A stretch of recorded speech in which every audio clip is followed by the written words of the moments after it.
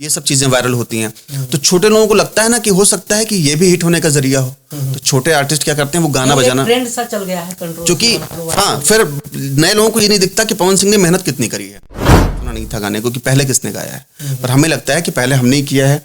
और शिद्दत भाई ने बहुत अच्छा गाया था, वो गाने बहुत अच्छे चले थे। काली साड़ी करके करीब 10 मिलियन व्यूज था उसका।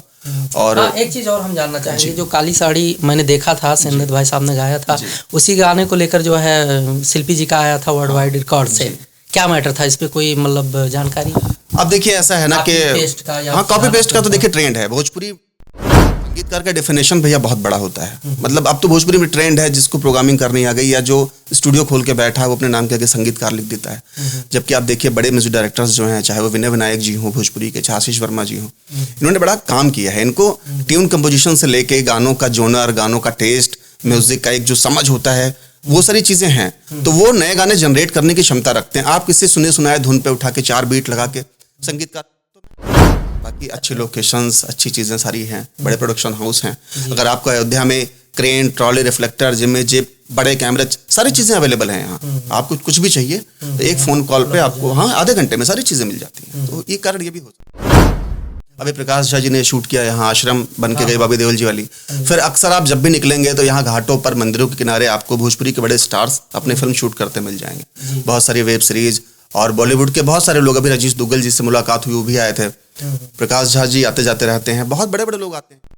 लगता है कि यही है सब कुछ, आप समझिए। जबकि अवधि में रामचरितमानस जैसा महाकाव्य लिख दिया तुलसीदास जी ने। अवधि बहुत बड़ी भाषा है, पूरी दुनिया में रामचरितमानस पढ़ा जाता है। जितनी भी चौपाइयां हैं अवधि में।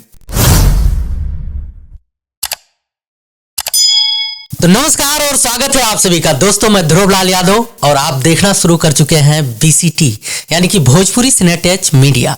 अक्सर आप लोगों ने देखा होगा कि मैकिंग से संबंधित बहुत ढेर सारा वीडियो आप लोगों के बीच में लेकर आने की कोशिश करते रहे हैं। साथ साथ में भोजपुरी लोकगीतों में, भोजपुरी सिनेमा में बनाने से संबंधित हमारे ढेर सारे technician, music director, writer, actor, singer, सभी को आप लोगों के बीच में हमेशा से लेकर आते रहते हैं।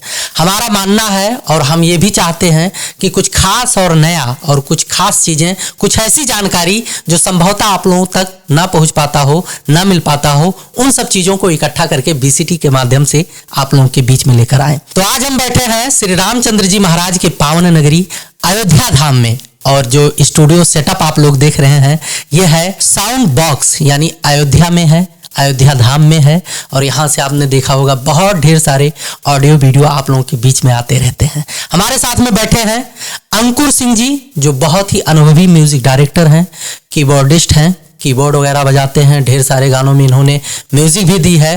बहुत से गाने ऐसे हैं जो वायरल हैं, हिट हैं, और खास करके प्रभु श्री राम के कुछ भजन ऐसे हैं जो लगातार बजते रहे पूरे अवध में, पूरे भारत में, और जहां तक राम भक्त हैं वहां तक बजते रहे। तो आज हम आप लोगों का मुलाकात करवाएंगे अंकुर सिंह जी से, जो बहुत ही मस्त और जबरदस्त म्यूजिक डायरेक्टर हैं। आइए मिलवाते हैं अंकुर सिंह जी से और करते हैं कुछ खास और स्पेशल बातचीत। जी अंकुर जी, स्वागत है आपका BCT। नमस्कार, बहुत बहुत धन्यवाद BCT न्यूज़ का और BCT मीडिया का। आप लोग बहुत अच्छा काम करते हैं। मैंने भी आपका चैनल देखा है बहुत बार। बहुत सारे ऐसे लोगों को, टेक्नीशियंस को और प्रोग्रामर्स को आप लोग बाहर लाते हैं, क्योंकि हम लोगों का जो बेसिक काम होता है वो कमरे के अंदर होता है। बाहर गाने जाते हैं, बजते हैं, लेकिन लोग नहीं जानते कि गाने कौन बनाता है, उसके पीछे हाथ किसका होता है, मुल्ता चेहरा स्टार्स का होता है। तो आप लोग बहुत बढ़िया काम कर रहे हैं। बहुत सारे टेक्नीशियंस और बहुत सारे प्रोग्रामर्स की दुआएं आप लोगों के साथ हैं। बहुत बहुत धन्यवाद BCT मीडिया जी। अंकुर जी, वैसे तो जो है ये मीडिया लाइन है और इसमें बहुत स्ट्रगल भी करना पड़ता है अपने आप को प्रेजेंट करने के लिए। हम जानना चाहेंगे कि आपका शुरुआत कब और कैसे हुआ? सर शुरुआत देखिए क्या है कि म्यूज़िक का तो थोड़ा शौक था स्कूल टाइम से, और हम लोग चूँकि छोटी फैमिली से आते हैं, मतलब हमारा ज़िला जो है बड़ा म्यूज़िक के मामले में कह सकते हैं पिछड़ा हुआ है। यहाँ थोड़ा सा उसको बहुत हल्के में लिया जाता है, गाने बजाने का काम बहुत सीरियसली नहीं लेते लोग।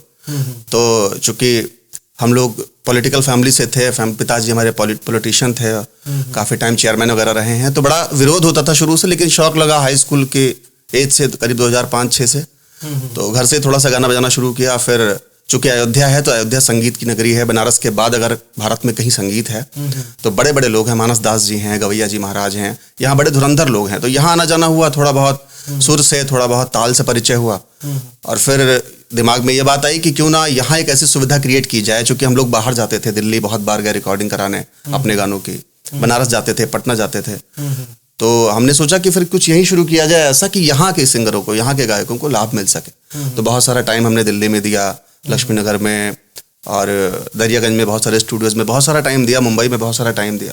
उसके बाद पिछले 4-5 सालों से मैं अयोध्या में हूँ और यहाँ संगीत की सेवा कर रहा हूँ, कोशिश कर रहा हूँ कि लोगों तक सुलभता से पहुँच पाए ये सब चीज़ें। एक सवाल है, वैसे ये सवाल हम इसलिए पूछते हैं कि एक हिसाब से अगर देखा जाए तो जो भोजपुरी लोकगीतों का मार्केट है वो एक बहुत बड़ा मार्केट बन चुका है और इससे संबंधित अपना अवधि भी मैच करता है भोजपुरी में जाकर। बहुत से सिंगर ऐसे हैं जो भोजपुरी गाने की कोशिश करते हैं, लेकिन उनका जो लॉन्गेज है, जो बात करते हैं अवधि में बात करते हैं, और कभी कभार जब वो भोजपुरी गाने की कोशिश करते हैं अवधि लॉन्गेज में, तो वो कितना हद तक सही है, अवधि गाया जाए या भोजपुरी में वो गाएं तो अच्छा रहेगा? देखिए, सबसे बड़ी बात है ध्रुव जी कि मातृभाषा बहुत बड़ी चीज़ है, जो आपकी मदर टंग है, जो आप सुन के, जो आप बोल के बड़े हुए हैं, वो आपके ब्लड में है। कभी अगर आप नींद में हो और आपको कोई जगाएगा तो आपके मुंह से पहले अवधि निकलेगी।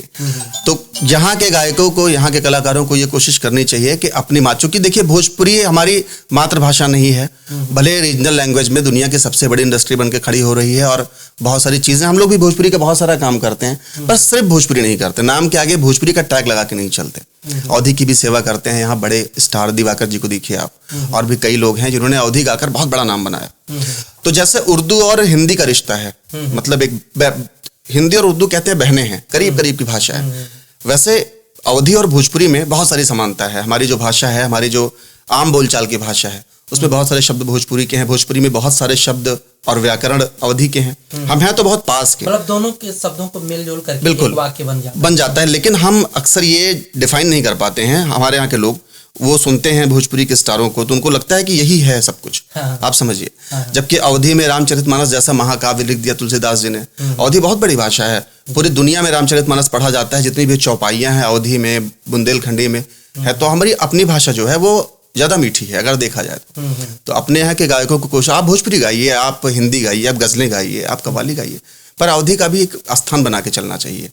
एक स्पेसिफिक टैग होना चाहिए कि ये अवधि गीतों की श्रेणी में आते हैं। बहुत सारे आल्हा, बिरहा, अपने यहाँ बहुत सारी विधाएं हैं, तो अगर वो लेकर चला जाए तो हमारी अवधि का भी पहचान कुछ छोटा नहीं है। बड़े गाने हिट हुए भोजपुरी में, अवधि के गाने भोजपुरी में हिट हुए, बड़े बड़े गाने। अच्छा, हम जानना चाहेंगे जैसे क्या होता था पहले, कोई कंटेंट बनाना हो, चाहे मूवी हो, चाहे लोकगीत हो, लोग मुंबई भागते थे, दिल्ली भागते थे, लेकिन अब हम देख रहे हैं एकाएक जो है, जो चाहे डायरेक्टर हो, प्रोड्यूसर हो, सबका जो काम करने का जो तरीका है उसमें बदलाव हुआ है और एकाएक सब रुख कर चुके हैं अयोध्या की तरफ। आखिर रीजन क्या है? रीजन देखिए, दो चीजें हैं। पहली चीज तो अयोध्या जो है 2014 के बाद ये वर्ल्ड लेवल पे बहुत बड़ा नाम बना है, बहुत बड़ा ब्रांड बना है।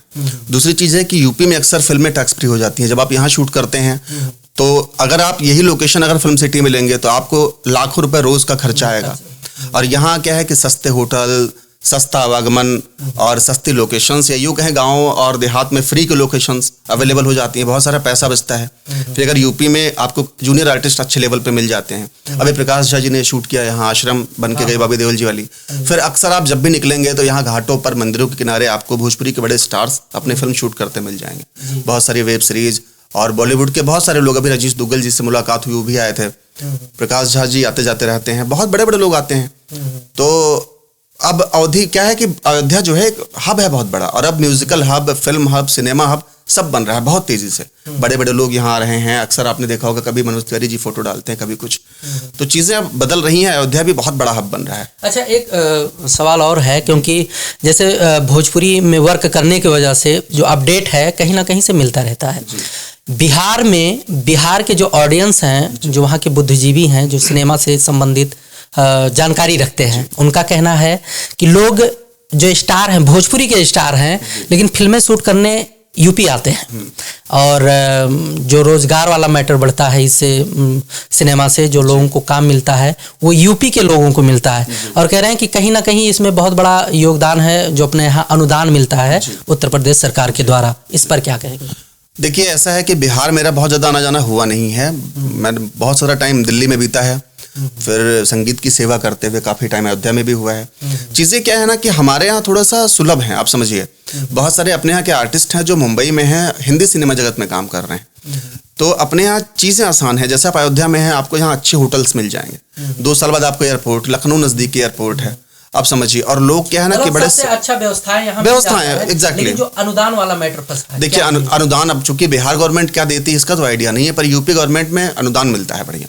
बहुत सारे फिल्म मेकर्स हैं जो यहाँ के फिल्में उनकी टैक्स फ्री भी होती है पहली चीज, और अच्छा खासा उनको सब्सिडी मिल जाती है सरकार की तरफ से। तो ये भी एक कारण हो सकता है कहीं ना कहीं यहाँ के काम करने का। अच्छा। हाँ, बाकी अच्छे लोकेशंस, अच्छी चीजें सारी हैं, बड़े प्रोडक्शन हाउस हैं। अगर आपको अयोध्या में crane, trolley, reflector, gym zip, बड़े कैमरे, सारी चीजें अवेलेबल हैं यहाँ। आपको कुछ भी चाहिए तो एक फोन कॉल पे आपको, हाँ, आधे घंटे में सारी चीजें मिल जाती हैं। तो ये कारण ये भी हो सकता है कहीं ना कहीं। आप काफ़ी दिनों से जो है म्यूज़िक लाइन में जो है काम कर रहे हैं, अपना योगदान दिए हैं। कोई गाना ऐसा है कि जो बढ़िया चला हो, आपके द्वारा कंपोज किया हुआ? देखिए गाने बहुत सारे हैं, चूंकि हम लोग बेसिकली हैं प्रोग्रामर, मतलब म्यूजिक डायरेक्टर बनने की राह पे हैं, संगीतकार बनने की राह पे हैं, पर अभी कंप्लीट कहा नहीं जा सकता, चूंकि संगीतकार का डेफिनेशन भैया बहुत बड़ा होता है। मतलब अब तो भोजपुरी में ट्रेंड है, जिसको प्रोग्रामिंग करनी आ गई या जो स्टूडियो खोल के बैठा है वो अपने नाम के आगे संगीतकार लिख देता है। जबकि आप देखिए बड़े म्यूजिक डायरेक्टर्स जो हैं, चाहे वो विनय विनायक जी हों भोजपुरी के, चाहे आशीष वर्मा जी हों, इन्होंने बड़ा काम किया है। इनको ट्यून कंपोजिशन से लेके गानों का जोनर, गानों का टेस्ट, म्यूजिक का एक जो समझ होता है, वो सारी चीजें हैं। तो वो नए गाने जनरेट करने की क्षमता रखते हैं। आप किसी सुने सुनाए धुन पे उठा के 4 बीट लगा के संगीतकार, तो मैं अभी चूंकि रास्ते पे हूँ प्रोग्रामर, बहुत सारे लोगों के लिए बनारस में बहुत सारे स्टूडियो हैं, दिल्ली में हैं, जिनके लिए काम करता हूँ। मेलोडी प्रोग्रामिंग करता हूँ, रिदम अरेंजमेंट करता हूँ, रिकॉर्डिंग मिक्सिंग करता हूँ, मिक्सिंग मास्टरिंग करता हूँ। लेकिन नाम चूंकि प्रोग्रामर्स का बहुत कम जाता है। अब इधर से कुछ सालों से मैंने अपना काम करना शुरू किया है, तो बहुत सारे गाने हैं। अभी सेंदत भाई का एक गाना हिट हुआ था, काली साड़ी करके, करीब 10 मिलियन व्यूज था उसका।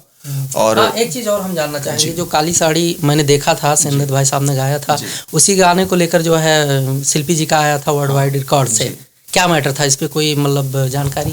अब देखिए ऐसा है ना कि हाँ, कॉपी पेस्ट का तो देखिए ट्रेंड है भोजपुरी। एक हिसाब से कहिए, अगर कुछ अच्छे लोगों को छोड़ दिया जाए तो इंडस्ट्री एक कॉपी पेस्ट की इंडस्ट्री बन चुकी है, जबकि भजनों में ऐसा नहीं है, बॉलीवुड में ऐसा नहीं है। आप देखिए, या तो धुन की चोरी या फिर सीधे सीधे गाने उठा के वो उनके। तो हमारे पास भी गाना आया, चूंकि हमने पहले सुना नहीं था गाने को कि पहले किसने गाया है, पर हमें लगता है कि पहले हमने ही किया है। और सेंदत भाई ने बहुत अच्छा गाया था, वो गाने बहुत अच्छे चले थे, उस एल्बम के सारे गाने बहुत अच्छे चले थे। फिर कई सारे राम भजन हम लोगों ने बड़े अच्छे बनाए, बहुत सारे गाने बड़े स्तर पे बजे। और अब कॉपी पेस्ट का क्या है कि भैया इस पे ना कुछ एक्शन होना चाहिए, टाइट पता चलना चाहिए एटलीस्ट कि आपको ये गाना ट्रेंड कर गया, हाँ, सब 100 लोगों ने उठा के गा लिया। तो भोजपुरी को कॉपी पेस्ट इंडस्ट्री बनाने में जो बड़े लोगों का भी बड़ा योगदान रहा है। अच्छा, एक बड़ा ही मतलब रोचक सवाल करेंगे। रोचक इसलिए है कि क्योंकि आए दिन भोजपुरी में कुछ ना कुछ अलग होता रहता है, और अलग इसलिए मतलब इस तरीके से होता है कि उसका नाम जो है कंट्रोवर्सी देना पड़ जाता है। भोजपुरी का जो मार्केट इस समय है, कहीं ना कहीं मतलब स्टार तो कई हैं, लेकिन कहीं ना कहीं पवन सिंह और खेसारी जी के आजू बाजू घूम के रह जाता है। मतलब इन्हीं के इर्द गिर्द जो है मार्केट ट्रेंड करता है, चाहे ट्रेंडिंग हो, यूट्यूब ट्रेंडिंग हो या इंटरनेट का कोई भी ट्रेंडिंग प्लेटफॉर्म हो। ये लोग कंट्रोवर्सी जो पैदा करते हैं या आपस में जो झगड़ा करते हैं बतौर कैमरे पे आके, और मतलब अंदर का क्या है ये तो हमें नहीं पता है, लेकिन जो कैमरे पे ये लोग कंट्रोवर्सी करते हैं, झगड़ा करते हैं आपस में, तो ये जो स्टार्टिंग वाले जो कलाकार हैं, जो अभी शुरुआत कर रहे हैं, स्ट्रगल कर रहे हैं, इन पर कोई असर पड़ेगा इन दोनों कलाकारों की कंट्रोवर्सी से? देखिए, कंट्रोवर्सी से असर पड़ेगा, बिल्कुल सही कह रहे हैं। देखिए, कुछ चीज़ें हैं इंडस्ट्री में, मतलब चूंकि हम लोग तो बहुत छोटी यूनिट है भैया, अगर देखा जाए तो हमारी अभी शुरुआत भी नहीं हुई है। बड़े बड़े दिग्गज, बड़े बड़े खलीफा बैठे हैं अपनी इंडस्ट्री में, भोजपुरी ऑडियो इंडस्ट्री में काम करने वाले। हम लोगों ने अभी शुरुआत करी है, तो हमारी तो वैसे अभी जहाँ से गिनती खत्म होती है उसके बाद हम लोग आते हैं, अभी बहुत छोटी यूनिट है। फिर भी अगर आप पूछ रहे हैं तो राय देने की जो बात है, बहुत सारी खराब चीज़ें हैं इंडस्ट्री में। देखिए, अब अगर आप बड़ी कुर्सी पे हैं, अगर आप टीवी पे हैं, अगर आप रेडियो पे हैं, अगर आप कहीं बड़ी उस पब्लिक प्लेटफॉर्म पे हैं, तो आपकी एक सामाजिक जिम्मेदारी बन जाती है कि आपके बाद आने वाले लोग आपसे क्या शिक्षा लेते हैं। बहुत सारे इंटरव्यूज में गाली गलौज आपने देखा होगा बड़े स्टारों के मुंह से, ये सब चीजें वायरल होती हैं। तो छोटे लोगों को लगता है ना कि हो सकता है कि ये भी हिट होने का जरिया हो, तो छोटे आर्टिस्ट क्या करते हैं, वो गाना बजाना ट्रेंड सा चल गया है, क्योंकि हाँ, फिर नए लोगों को ये नहीं दिखता कि पवन सिंह ने मेहनत कितनी करी है। वो गाना छोड़ के फिर कंट्रोवर्सी की तरफ भागते हैं कि ये करके हिट हुआ जा सकता है, अश्लील गाने गा के या फिर झगड़ा लड़ाई गाली गलौज करके उनको फिर पवन सिंह का गाना, पवन सिंह ने चूंकि संघर्ष बहुत किया है, पवन सिंह का जो गाना जितनी मैच्योर उनकी आवाज़ है और जो जितने सुरीले वो हैं, मेरे ख्याल से इंडस्ट्री में अभी शायद कोई उतना बड़ा अच्छा शायद कोई इतना सुरीला हो के, लेकिन जब बुरा लगता है जब कोई ऐसा व्यक्ति आके या कोई उनके सिमिलर कोई व्यक्ति आके कैमरे पे उल्टा पलटा स्टेटमेंट, उल्टी सीधी गालियां, तो वो बड़ा खराब असर पड़ता है। मतलब इंडस्ट्री को फिर गंदी नज़र से देखा जाता है। अच्छे पढ़े लिखे लोग जब आप भोजपुरी की बात कीजिए तो ऐसा मुंह बिचका के बात करता है, अरे भोजपुरी नहीं सुनता हूँ मैं, जबकि भोजपुरी में सुनने योग्य बहुत बड़े बड़े अच्छे गाने हैं। पवन जी के बहुत बड़े बड़े गाने हैं जो शायद कोई और गा पाएगा। तो अब इतना तो है भाई, हम निवेदन कर सकते हैं बड़े लोगों से कि आप लोग थोड़ा इस अगर संभाल के चले ना, थोड़ा सा कैमरे पे आने से बचें। अगर कुछ है रंजिश तो बैठ के निपटाइए या एटलीस्ट उसको बाहर ना आने दीजिए, क्योंकि नई जनरेशन हो जाती है खराब, इससे बड़ा असर पड़ता है। अच्छा, अपना स्टूडियो ये कहाँ पर है? अगर कोई आना चाहे, किसी को ऑडियो वीडियो करना है तो अयोध्या में आए तो कैसे आए? देखिए, सबसे पहले तो 2 लोकेशन है। अगर आप रेलवे स्टेशन पे उतरते हैं तो वहाँ से महज 5 या 7 मिनट की दूरी होगी, और लता मंगेशकर जी के नाम पर जो नया चौराहा बना है, पहले वो नया घाट के नाम से जाना जाता था, अब उस लता मंगेशकर चौक कहते हैं, वहाँ से भी 5 मिनट की दूरी पे है। ये स्थान है राम घाट चौराहा। अच्छा। राम घाट चौराहा, राम जन्मभूमि न्यास, यहाँ राम जन्मभूमि के पत्थर वगैरह कटते हैं बगल में। तो राम घाट चौराहा बोलेंगे आप अयोध्या की किसी भी लोकेशन से, आपको 5 से 7 मिनट लगेगा। यहाँ ऑटो रिक्शा सारी चीज़ें हैं, और आने वाले 2 साल में एयरपोर्ट भी शुरू हो जाएगा। फिर अगर आप बाहर से भी आना चाह रहे हैं तो हवाई अड्डे से 15 मिनट की दूरी है हमारे यहाँ की। अच्छा, कोई अपना चैनल है जिसपे आपके माध्यम से जो कंपोजिंग होता हो जाता है? जी, हमारे चैनल है, एक भजन का चैनल है भजन सरोवर, जिसपे हमने अभी गाने डालने शुरू किए हैं। एक गुणगान करके चैनल है, एक हमारा चैनल है देसी गाना बजाना करके, उस पर हम लोग। ट्रेड इंक्वायरी कहाँ पे मिलेगा? ट्रेड इंक्वायरी देखिए, या तो आदमी फिर भजन सरोवर पे भी संपर्क कर सकते हैं, बाकी सोशल मीडिया साइट्स हैं, हमारे पेजेस हैं, फेसबुक पे साउंड बॉक्स स्टूडियो करके, इंस्टाग्राम पे पेज है साउंड बॉक्स स्टूडियो करके, यूट्यूब पे चैनल है साउंड बॉक्स लाइव करके, और बाकी गूगल पे भी सर्च कर लेंगे। अब तो जस्ट डायल ऐप पे भी है, गूगल पे भी है, सारी चीज़ें हैं। बाकी आपके चैनल के माध्यम से तो हो ही रहा है, वो तो हम तो एक्सप्लेन ही कर देंगे। बिल्कुल, आप चैनल के माध्यम से तो बहुत लोग जानेंगे जी। हाँ, तो उसके लिए विशेष धन्यवाद आपका। बहुत बहुत धन्यवाद आपका भी, आपने कीमती समय दिया है VCT पर। चलते चलते आखिरी में कुछ कहना चाहेंगे? बिल्कुल, यही कहना चाहूँगा कि ये जो चैनल है, जो ये काम हो रहा है VCT मीडिया वाला, बहुत सारे ऐसे लोग हैं ना जो हिडन हैं, आप समझिए, बहुत सारे लोग रात दिन की मेहनत करते हैं, प्रोग्रामर्स खास तौर पर, या टेक्नीशियंस जो सिनेमा स्क्रीन के पीछे। देखिए, चेहरा और आवाज़ तो स्टार की जाती है, म्यूजिक में किसी का नाम जाता है जो म्यूजिक करता है, पर होता क्या है कि ज़्यादा मेहनत प्रोग्रामर करता है, टेक्नीशियन करता है। तो जब आप उनको सामने लाते हैं तो इससे क्या होता है ना कि एक बहुत बड़ा बदलाव भी समाज में, आप जाने अनजाने आप बहुत बड़ा काम कर रहे हैं। अगर हम जैसे लोगों को अगर लोग जानते हैं, हम जैसे छोटी यूनिट को अगर लोग प्यार करने लग जाएं, सड़क पे पहचानने लग जाएं, तो उसमें आपका बहुत बड़ा योगदान है। तो इसके लिए आपको बहुत विशेष धन्यवाद। हमने बहुत सारे वीडियोस आपके देखे जिनमें आपने ऐसे लोगों को बाहर लाया है जिनको शायद उनको खुद पे भरोसा नहीं रहा होगा कि हमको भी कभी कोई जानेगा। 4 लोग उनको जानते हैं आपकी वजह से, तो उसके लिए VCT का बहुत बहुत धन्यवाद। बड़ा अच्छा लगा अंकुर जी, और हम तो अवसर चाहते हैं, मौका चाहते हैं, हमारे लिए तो मान के चलिए एक मौका है। बाकी दोस्तों, आप लोग ऐसे ही बने रहिए VCT पर। हम आप लोगों के बीच में ढेर सारा अपडेट, ढेर सारा जानकारी लेकर आते रहेंगे, ढेर सारे वीडियो में। मिलते हैं अगले वीडियो में, तब तक के लिए नमस्कार।